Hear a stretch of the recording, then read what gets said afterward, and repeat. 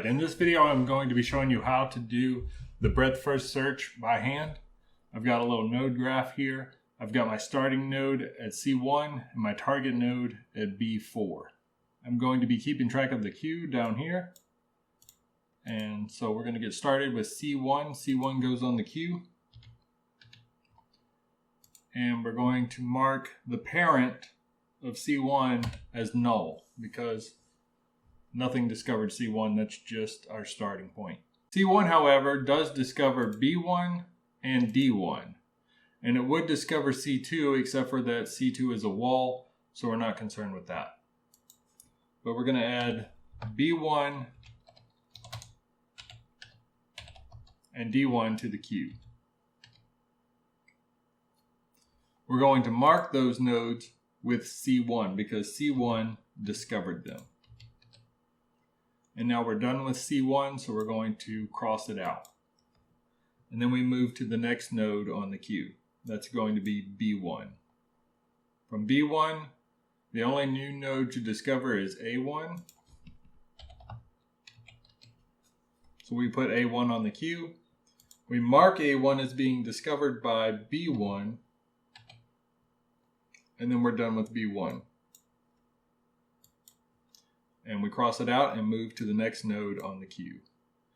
D1 is going to discover two new nodes. It's going to discover D2 and E1. So we mark those two nodes as being discovered by D1 and we add them to the queue.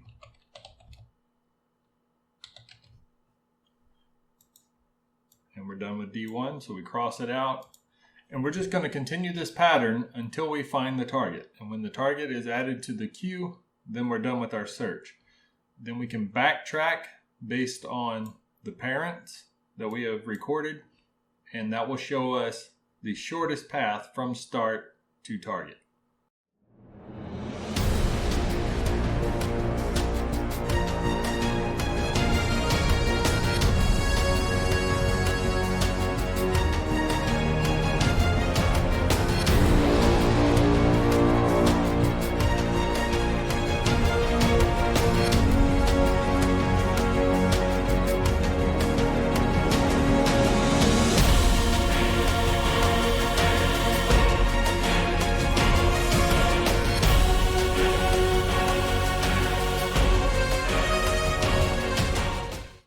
And when we reach A4, A4 is going to discover our target node here.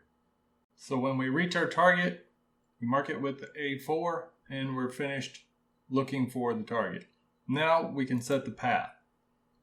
To form the path, you're just going to look at the target and look at the parent. The first parent is A4. So we move to A4 and we look at that parent, which is A3. We move to A3 and see A2, A1, B1, C1. And C1 is our starting node. So this is the shortest path from start to the target. It's written in a reverse order. That's just the nature of the beast. Now there may be other short paths that are just as short, but nothing will be shorter than this path right here. So we have 1, 2, 3, 4, 5, 6. We could also go this way, 1, 2, 3, 4, 5, 6. So there are multiple paths that are equally short, but the breadth first search guarantees that you will get a shortest path from start to target.